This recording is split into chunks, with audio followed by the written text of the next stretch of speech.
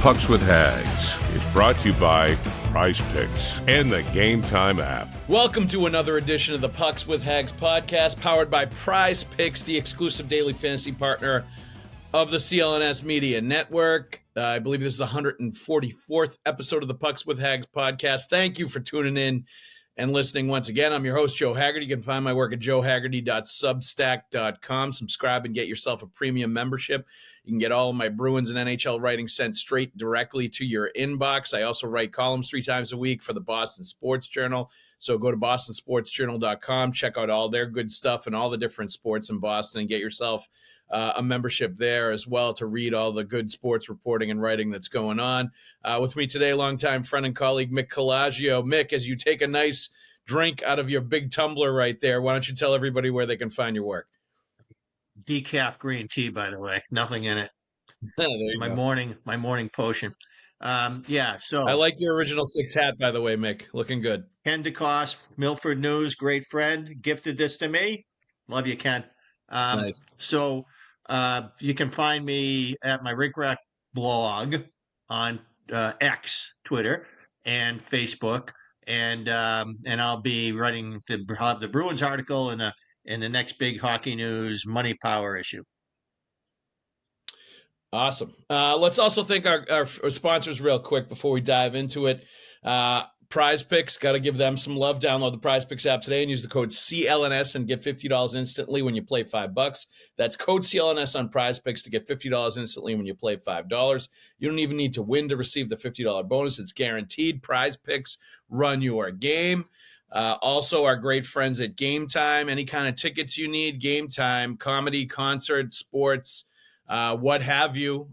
Certainly there's some good Bruins games going on right now. You can go to Game Time to get tickets for those. Download the Game Time app, create an account, and use the code CLNS for $20 off your first purchase. Terms do apply, of course, but download the Game Time app, create an account, and use the code CLNS for $20 off your first purchase. Download Game Time today. What time is it, Mick? Game Time. That was a good one. All right. Let's just get into it, Mick. 2-0 loss to the Vancouver Canucks. We're recording this on Wednesday morning, so this is the morning after the 2-0 loss to the Canucks on Tuesday night.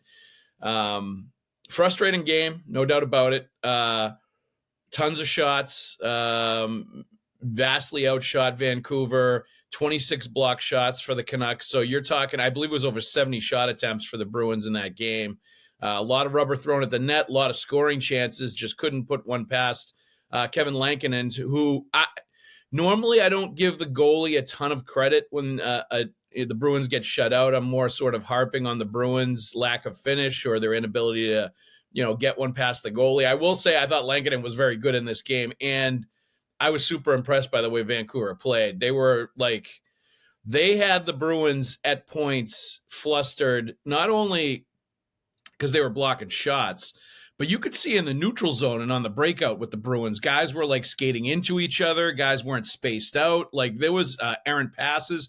There was a lot of things I thought Vancouver was doing to just nudge the Bruins off their timing and off their game a little bit in this one. And, as much as you want to say the Bruins offensively, they struggled because they couldn't score a goal, I thought Vancouver did a hell of a job defensively and goaltending wise. And this is one of those games where I almost give it a little more to Vancouver than Boston as far as how they influenced the game. Yep, agree. And I think it's one of those games that you feel like, okay, you look at the shot chart and you realize how many close scrambles the Bruins had around the Vancouver net. And you say, boy, but Lankinen was smothering more than he was making great saves. But there were a few great saves as well. And you say a few of those pucks go in, and what's the conversation? Are we talking about how good Vancouver's sticks were? It seemed like every time the Bruins were in a one-on-one, they weren't going to win it as far as trying to deke a guy, get around a guy. Lowry had some moments, but there was always and so did McAvoy. He had one brilliant one in the second period where he identified some chaos around the blue line where guys didn't seem to know what they were doing, and he just did right around through it and got himself off a great shot. So I was encouraged by a lot of what I saw last night from the Bruins, but I was also impressed with how Vancouver supported the puck and had such quick sticks. They reminded me of the glory era Blackhawks from 10, 12 years ago, 15 years ago, when with the way they had so many quick sticks around the puck to support people. And it was very difficult. You had to be super clean to make good plays. And I felt like for the most part, the Bruins had good structure, good effort, good everything. They just couldn't. Yeah. And if there was something about where I say where did the Bruins lack, what's the legacy of the game for me? It's that they don't have a Neely in front of the net, somebody who Brazo, for all his effort and contortionism and trying hard to get his body in there to make things happen. They need something with a little more salt and pepper around the net to help them finish chances like the ones they got last night. I mean, I agree to a point, but I think they have the big bodies and they have the guys that can win the battles there sometimes. I think when Morgan Geekie is on his game, he will do that, finish plays around the net and certainly cause havoc and chaos around the net because he's tough. Brazo, I think, is another guy that will do that. Like, they've got some guys. They just didn't finish last night. I feel like most nights or some nights they will, more nights than not, those players will, and they've got enough size at this point. They don't have size with a guy that, has a Hall of Fame finishing touch like Neely does, that's for sure. Yeah, they could definitely use a player like that, but maybe they could use a Jake DeBrusk too, Mick. He finished a play. He finished a puck right around the net and found a way to get one in. Shot. yeah, but he was in the right place though. He was in the right place quite a bit. He was hanging around. Yeah. He was what we called in pond hockey days in the '60s at Coburn's in East Walpole, Mass. He's a hanger. He's a hanger. He doesn't play through the game. He doesn't skate hard. He doesn't defend. He's a hanger. He's that guy last night. Just basically stood on the shoulders of all the effort made by his teammates and was the collector. That's what he was. And I'm not saying anybody could do it. I know that goal that he scored, anybody could do it. But yeah, he does have a lot of skill. He has great hand-eye, ridiculous hand-eye. Tennis player growing up. Well, he also he's got great technique too, and just hockey intelligence as far as the skill end of it goes. You see the way he lowers his hand, his bottom hand on the stick when he's around the net in those particular opportunities to really bang them home where not everybody does that. I've always noticed that with him. There are certain things that he does that are really smart, savvy, hockey smart kind of plays that come from somebody that you can tell his dad played, he played, he has a lot of awareness of what he's doing and is well schooled in a lot of the things that he does. And it allows him to finish in situations like that, even though you're right. You're right. He's an accomplished professional at what he does well. And I agree with the Bruins that you don't pay core player money to a guy who skirts the game. He's a Bobby Ryan type of player. He really kind of you don't see him for lots of the game. And the moment you see him is the time he shows up with the dagger. And those players useful. Yeah, they are. But if you don't have the luxury to allocate to them, then you can't have them. And that's where the Bruins are at. Yeah, no, nobody in my opinion over the last 10 to 15 years has pissed off more Massachusetts high school hockey coaches that I talk to than Jake DeBrusk. Almost to a man, high school hockey coaches that you talk to, and people that are hardcore hockey coaches around here. That is the one guy they will mention and be like, I cannot stand they don't want to see a single kid wearing that jersey. Don't be emulating that. That's not the game you want to play.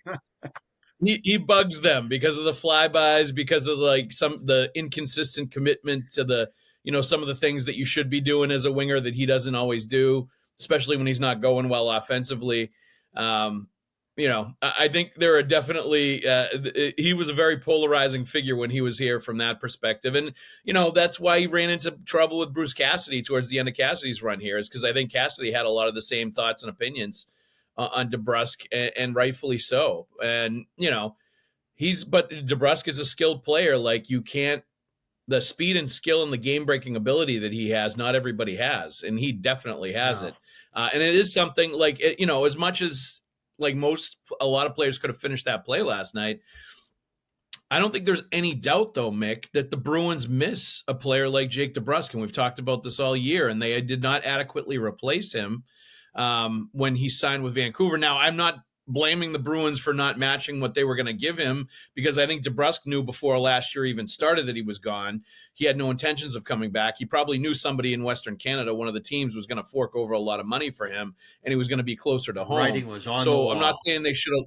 Yeah, I'm not saying they should open the Brinks truck for him, because I think it was right to not, even if he has a great year this year, doesn't matter. I don't think DeBrusk is going to be able to keep it up. Like, he's going to have a good year this year, and then I think after that it's going to go into cruise control, and he's going to be comfortable, and he's going to have a long-term contract, and I think it's going to be troublesome, that deal, eventually, for the Vancouver Canucks. But I think you also see right now, as good as the Bruins have played defensively in the last 3 games, and they've been outstanding under Joe Sacco, I think, much more of a commitment to back-checking layers.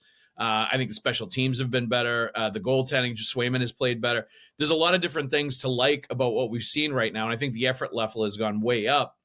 But they have only scored, 3 goals in 3 games, and I think that is going to be a recurring issue for this team, especially if it becomes like hard, tight-checking defense, where they're going to be in a lot of 1-0, 2-1, 3-2 games, as we thought, they would have been last year. And it may, be a little bit more of that this year, as we're seeing in these last 3 games. It looks like we're trying to win 0-0. Remember that 2009-10 Yes. season, Phil Kessel leaves the Bruins, and via the deal with Toronto. And so the Bruins come into it, and they're putting Band-Aids out there. You got Miroslav Shatan, and you're really grinding your way through the season, Steve Beijing, and so on. And this, I always felt like was going to be like that year, and that it was going to be a grind. And even though you got stability down the middle now with Lindholm, who I love the way he's playing, I just wish the puck went in for him more, because I feel like his game's been good, deserving of that. So, well, it's, last night, the ending of that game, Mick, was kind of exactly the way it's gone most of the time for Lindholm, where he has that point blank shot at the end with the goalie pulled, and he ends up just firing it off Marchand, and it goes wide of the net. Perfect example. Yeah. So not an elite finisher, but his game, until he gets to that place, is really good. Really good. Yep. So, they're going to miss a guy like DeBrusk, who on the back check a couple of years ago, I remember him at full flight going through the middle of the ice. He reaches behind him because he glanced and saw an aerial pass cross ice going, and he reached behind him blind and knocked it down. I mean, that's the kind of hand-eye that guy has in flight.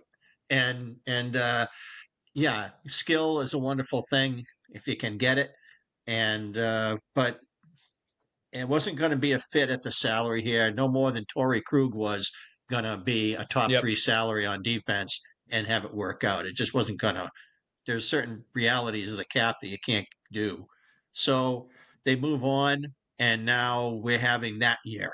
We're having that, it looks like the 0-0 year. And there's some internal solutions, things that are going to, be better than they are right now in terms of result. Brazeau, Geeky. Yeah, I agree with you on that. But it's one of those years where, boy, oh boy, would these scoreboards look different if you had 23-year-old Cam Neely out there, you'd be winning all these games. So it's tough when the game is good and it gets frustrating, and you don't want to keep trying to change who you are in order to somehow try to change the result, when in the end you won't be as good of a team. You got to be true to yourself, and what are you? So I think Don Sweeney's assignment going forward is to try to identify a diamond in the rough, somebody that can play the game that they look for from Geeky and Brazeau, but might be a little nastier at it, a little more confrontational. That's my guess. You mean like the way Trent Frederick is supposed to be? That seems to be I love Trent Frederick, but that seems to be exactly what you're describing, Mick. He's one guy who still looks like there's something off. As much as the team has come along, I loved watching McAvoy last night, except for that first shift of the third period. That would look like the first 3 weeks of the season. But his game overall, I just loved it.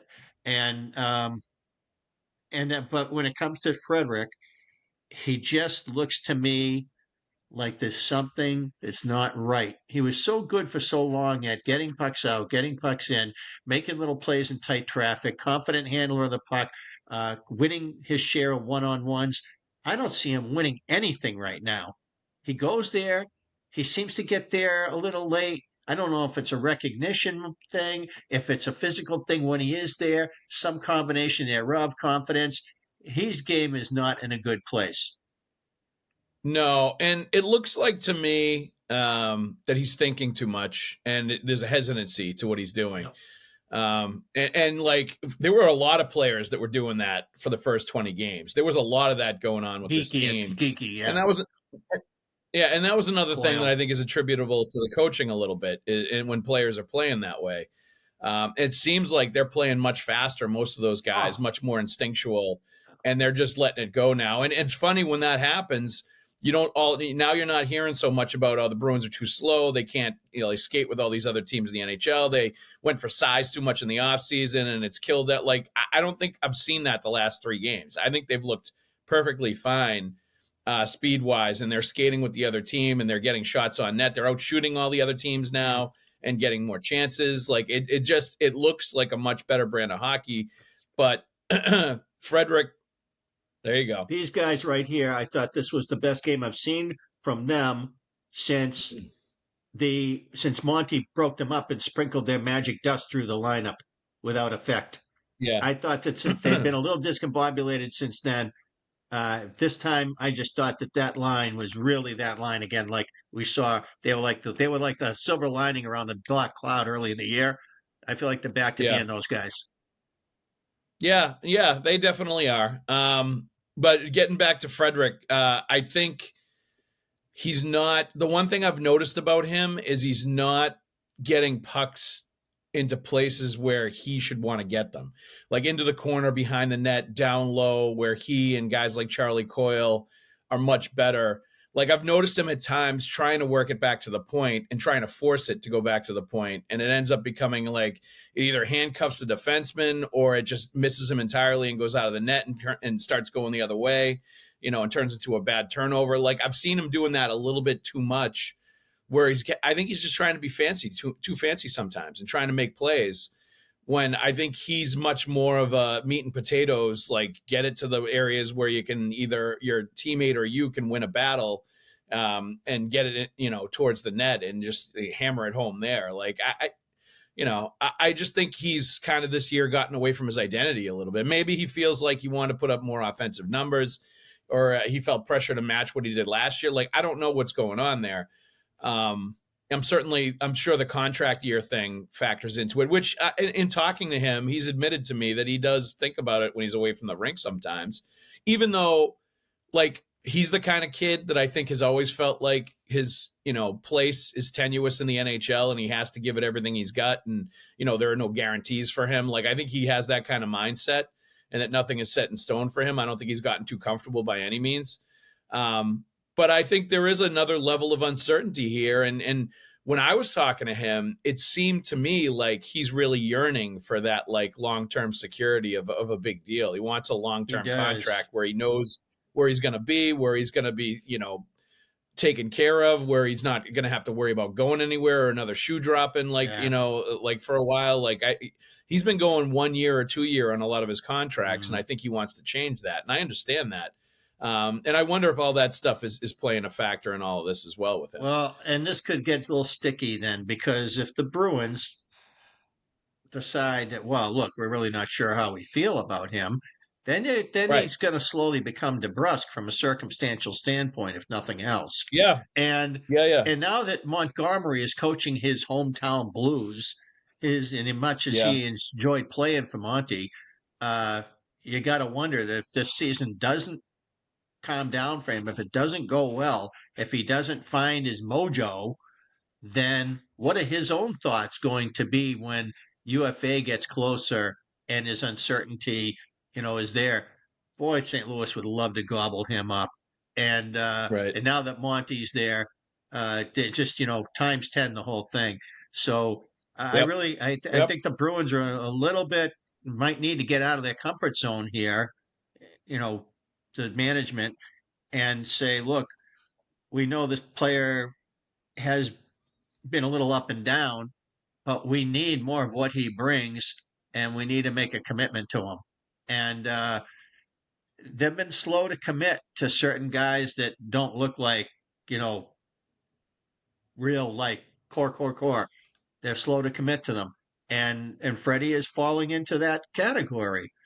And I'm not really sure how it's going to turn out, and it's bothersome because the Bruins need more of his best rather than letting him go. I think that'd be a mistake. Yeah, I think the Bruins really badly need the best version of Trent Yeah, Frederick this season yeah, to have that's success, right. and he hasn't been there. There's no question about that. All right, let's take a pause in the action podcast wise for a sec to talk about PrizePicks. Mick, PrizePicks is the largest daily fantasy sports platform in North America and the easiest and most exciting way to play daily fantasy sports. Instead of battling thousands of other players that could be pros or sharks, you simply pick more or less than on 2 to 6 player stat projections, and you watch the winnings roll right in. It's fun and it's pretty simple. PrizePicks is the best way to win real money this hockey season. Which players are going off, which ones aren't. Make your picks in less than 60 seconds and turn your sports opinions into real money all season long on PrizePicks. PrizePicks even now offers Venmo for quick and easy deposits and withdrawals into your account this sports season, so it's nice and easy. This week on PrizePicks, I'm looking at the hockey board and selecting Alex Lafreniere, more than 2.5 shots per game for the New York Rangers, and Sidney Crosby for more than 19.75 time on ice against the road warrior Vancouver Canucks in a Vancouver-Pittsburgh showdown, as the Canucks have won like 8 games in a row on the road or something like that. They're playing really good road hockey right now. You can win up now to 100 times your money on PrizePicks with as little as 4 correct picks. PrizePicks also offers a weekly promotion that can lead to big payouts like Taco Tuesday. Each Tuesday, PrizePicks discounts select player projections up to 25% to provide even more value for your lineups. As I said before, download the PrizePicks app today and use the code CLNS and get $50 instantly when you play $5. That's code CLNS on PrizePicks to get $50 instantly when you play $5. You don't even need to win to receive the $50 bonus. It's guaranteed. PrizePicks, run your game. All right, let's get back into the podcast action, Mick. We talked about Trent Frederick before. How about Mark McLaughlin getting called up by the Bruins? Very interesting timing, where he basically doesn't get called up at all the last couple of years, has like 3 games in the NHL over the last 2-3 seasons. And then as soon as Monty is fired and Joe Sacco comes in, one of the moves is to bring Mark McLaughlin up from the AHL and get him a shot. I mean, that kind of tells me that maybe Monty wasn't a huge Mark McLaughlin fan. And that, maybe things have changed a little bit here. And it's interesting to see some of the different choices that are going on as far as player selection for the NHL roster. Some will say you lose 2-0 in a game where you called up an AHL grinder that's a bottom 6 guy that's not really going to help you offensively, and you kind of get what you deserve a little by bringing up that personnel instead of going more like Merkulov, Lysell. And then the other part of it is, like, I think McLaughlin has earned call-ups over the last few years with the way he's played, the way he works down in Providence, the leadership, the example he sets. I think those are the kind of organizational guys that you reward with NHL shots and NHL looks to show everybody else this is the right way to be as a player. This is what we want, and this is how we want you to play. And I think McLaughlin comes up, and he's had 4 goals in the NHL when he has played. So he's actually produced with his shot as well. Wasn't a huge factor offensively last night, but he did make some nice 200-foot plays, some nice two-way plays, and once again showed he kind of belongs in the NHL with the way he played last night. He got 14 shifts, 9:36, so he's 24 seconds from being a 10-minute guy. His hits were only surpassed by Zadorov with 4, Geeky with 5. He and McAvoy had 3 hits in the game, according to the official stat sheet. McLaughlin's Yeah, and there was one play, Mick, where defensively in the D zone, where he was hounding the point at a time when his line had been out there a while and needed to get it clear out of the zone.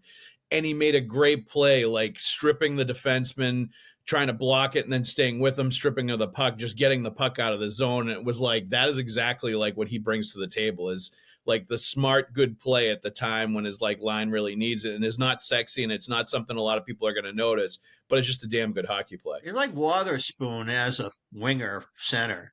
Played a lot of center for Mou Janelle in Providence. He's played a lot of wing. He's clearly a very Don Sweeney-ish player, and that he's a hybrid. He can play both positions. He can be dropped into different situations and hold up his end of the bargain when it comes to the elbow grease of the two-way, three-zone hockey game.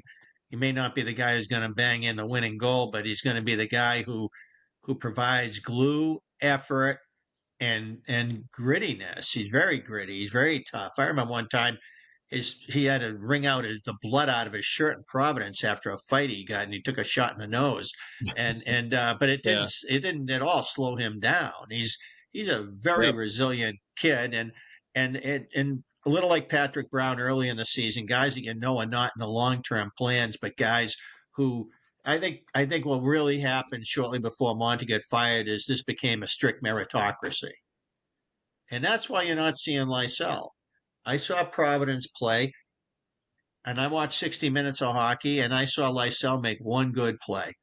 Late in the third period of a one-goal game, he shut down a play on the half-wall defensive zone, made it good, went out at the point, took the puck away, got it up ice. I'm thinking, okay, that's a good play for Lysell. The rest of the game, I'm just like, blah. I'm not seeing it. Mm-hmm. And the fact that there are people clamoring now on social for let's get this kid up here and see if he can help these guys.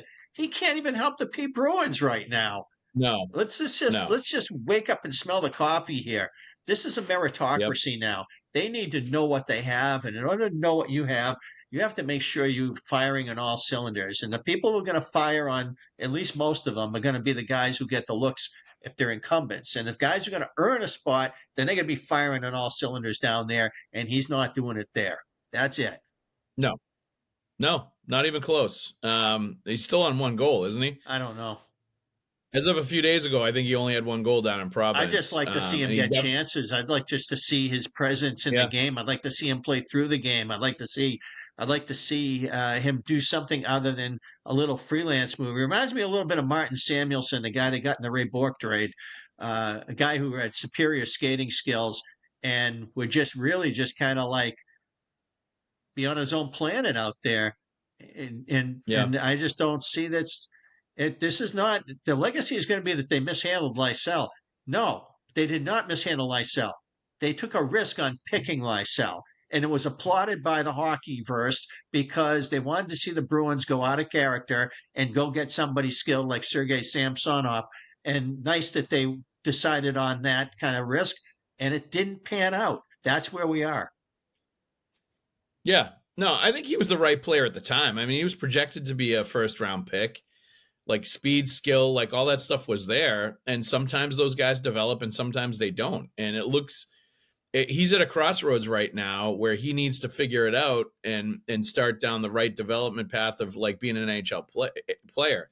Like he's done some good things in the AHL. Last year was a positive step for him, but it does continue to seem like, at least when I've watched him in opportunities to really seize something and take control of his NHL career and not be denied and say, I'm here, I'm going to make this team. Like, you're not going to take this from me. Like, have that attitude. I've never seen it from him. I just have not seen him with that like absolute fire that he's going to be an NHL player and he's going to win a job and he's going to take somebody else's job and he's going to make it happen. Like, I have just never seen that sort of mentality from him on the ice. I've never seen him play that way. I've just, whenever he gets chances to really sort of, really start to lock down on something similar to like what Matt Pot, basically when he's had chances to do what Matt Poitras did last year in winning that job in training camp, opening everybody's eyes and just not being denied. Fabian Lysell has never done that at any point. And he needs to start being able to do that. Like he needs to start being able to say like, this is who I am. I am going to be successful at any level. You can trust me at the NHL level. I'm going to be a good teammate. I'm going to be a productive guy. I'm going to like show all my skills. He just doesn't do any of that. And there's too many times when he disappears and isn't on the same program with everybody else. And like, it's been years now, so we can't continue to say like, a few years ago, you give him the excuse. He was really young in the AHL. He was one of the youngest guys there. Like, he's, getting used to the North American game. Like, you could start to make all these excuses for him. And I think we're at a point now where the excuses are starting to run out, right? I'm very thin I don't pay attention to him. I get to a point where it's like, yeah, if I go see them play, he's one of the least things on my mind. I'm not there to see him. Yeah. I'm there to see a lot of stuff, but not him in particular anymore because he's become wallpaper. And he obviously has. I'm not sure that this is something that he's blown. I haven't even seen enough good hockey out of him to understand what version of him would be applicable to the Bruins if he started applying. I just don't. It just doesn't look to me like there was a successful pick. That's all. I'm just. No. I've already, we're trending that way. I'm like, I look at Merkelov, right? And I say, okay, this kid really tries. And he's a little on the small side. Not particularly fast, point A to point B. But he's very polished pro. Now, granted, he's got a couple, 2.5 years or whatever on Lysell.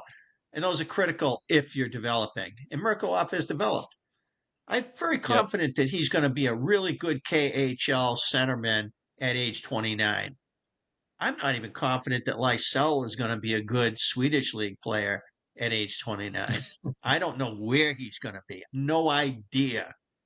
That's my Lysell right there. Yeah.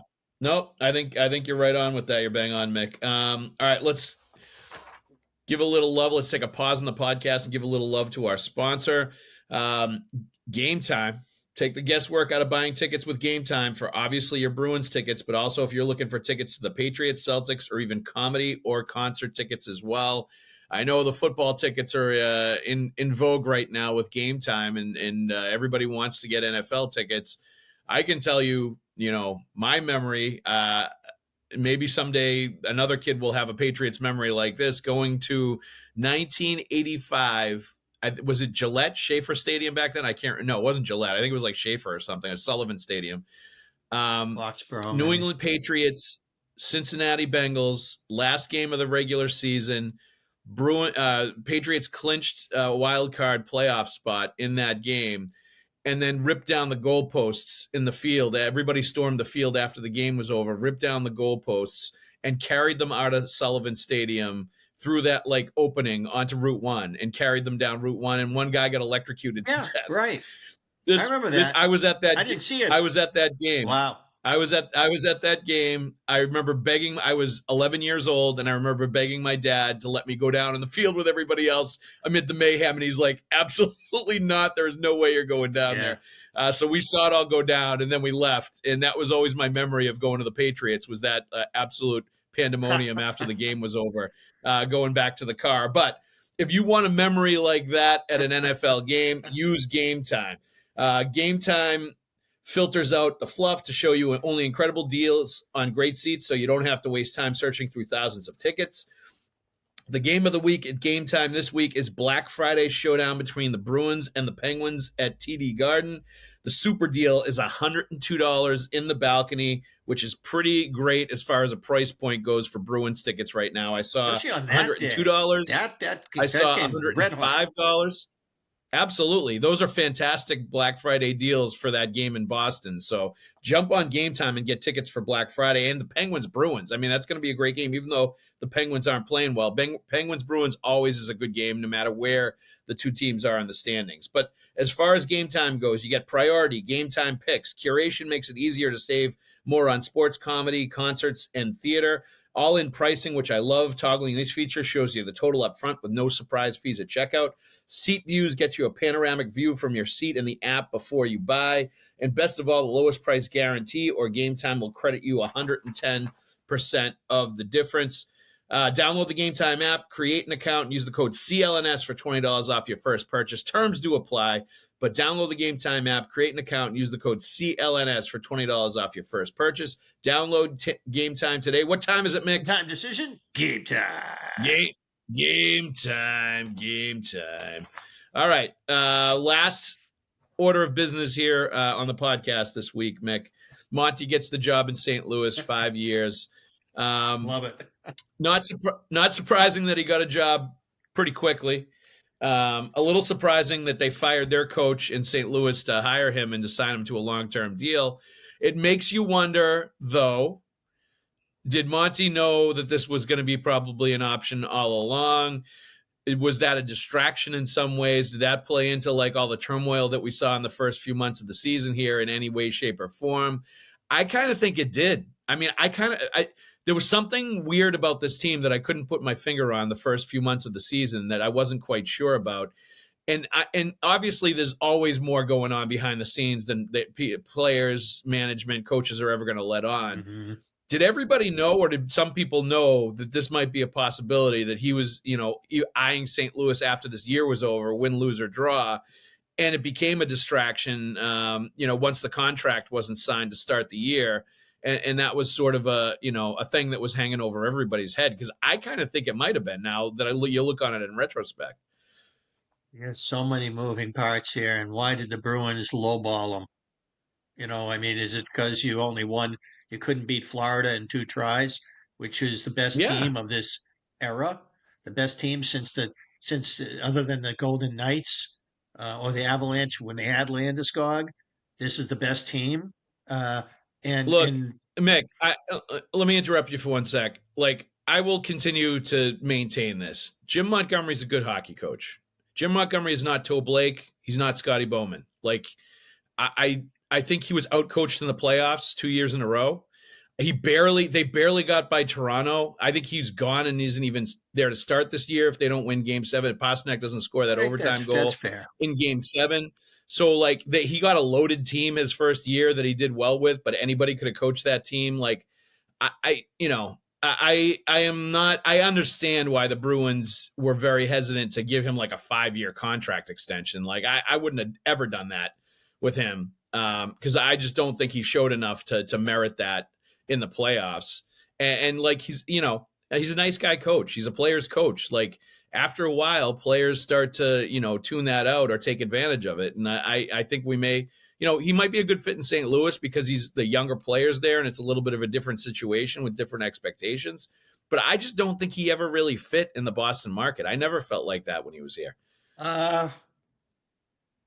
To me, it was a learning process. My only memory of him was playing with Paul Kariya at Maine, and being the guy without the NHL wheels, but the guy who was just such a great player at that level, and that's usually the guys who make the great coaches.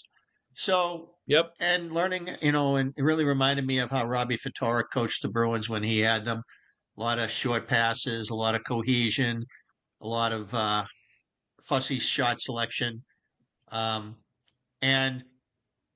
so naturally when this all unfolded and he left, the first thing I, wanted to really get my head into Don Sweeney about was, is it possible that Monty's system, puck possession, shot selection, really didn't suit this team anymore without Bergeron and Krejci in the middle of this rink here? That this is now a team that has to play a different way to be successful, at least in the postseason. They also had a hard time trying to get out of their end. And so I've been really intrigued by what was going to happen with any other coach in this situation. And now I'm learning Joe Sacco, and I guess I'm going to continue to learn Joe Sacco as he's got the work ethic in order. He's got the intensity in order. He's got the confidence mostly restored. And now we're going to start seeing what wrinkles he will bring and what he wants to do with this hockey team and put his own stamp on it. I'm looking forward to that. But yeah, it's a bizarre story. I think it's going to be a by the book thing. If I'm alive, I want to read it when it finally comes out. Yeah, I mean, it'll be interesting. There's like a little bit of a Bruins haters club now, probably in St. Louis and the coaching staff with Claude and Monty both there, as far as just wanting to show them when they do play them. I think that'll be interesting. Getting those two getting together and being on the same staff, I think, is a very interesting thing. And to be honest with you, Claude, with his defensive mindset and his defensive structure and the way what he always brought to the table with the Bruins is probably a good compliment to a guy like Montgomery, who's definitely thinking more offense, risk taking, puck possession, hanging onto pucks to create shots, playing his D in a way that's kind of high risk or in high reward sometimes. As far as joining the rush, yeah. Well, and playing down low, like the weak side D man going down by the dot when the puck is in the zone so too. It's a 4-man attack. That's super high risk, and it allowed it turned into a lot of like odd man rushes that they allowed over the years when Monty is here. Mm-hmm. And they complained about it and he would talk about it, but like I think it was a byproduct of the system that Monty played too. Like you're obviously, if you have a D playing that deep in the offensive zone and risking a lot, you're gonna give up a lot too. Like that's just basic like logic. Yeah, Bruce Cassidy talked about that too. He says there's no getting around. There's no system that gets around that skirts the issue of higher risk, high reward, but a higher danger too. It just it's what you assess and what you think you have on the ice and what you guys are capable of that you have to decide how far you can try to push that envelope, because offense is hard to create in hockey when it's being played at a high level, as we saw last night. That was a good hockey game. That was a good hockey game. It was definitely, and every inch was battled for on the ice. There's no question about it. All right. Mick, thank you very much for joining us. Download the PrizePicks app today and use the code CLNS and get $50 instantly when you play $5. That's code CLNS on PrizePicks to get $50 instantly when you play $5. You don't even need to win to receive the $50 bonus. It's guaranteed. PrizePicks, run your game. Also, our folks at Game Time, download the Game Time app, create an account, and use the code CLNS for $20 off your first purchase. Terms do apply. But again, download the Game Time app, create an account, and use the code CLNS for $20 off your first purchase. Download Game Time today. Mick, one more time. What time is it? Game Time. Mick, thank you very much for joining us. Have a great Thanksgiving, my friend. You too, Joe. Everybody else out there, thank you for listening. Enjoy your turkey. Enjoy your football. Enjoy the best holiday of the year where you don't have to give gifts, where there's no expectations. You can just sit in a comfy chair, watch football, drink a beer, eat turkey, and have turkey sandwiches for days afterwards, and enjoy family and friends. So everybody have a great, safe Thanksgiving. Enjoy a break from hockey after today for a little bit, for at least a day. The Bruins won't. They have games before and after Thanksgiving. So there will be plenty of hockey on the menu, though. Thanks, everybody, for listening. We'll see you at the rink.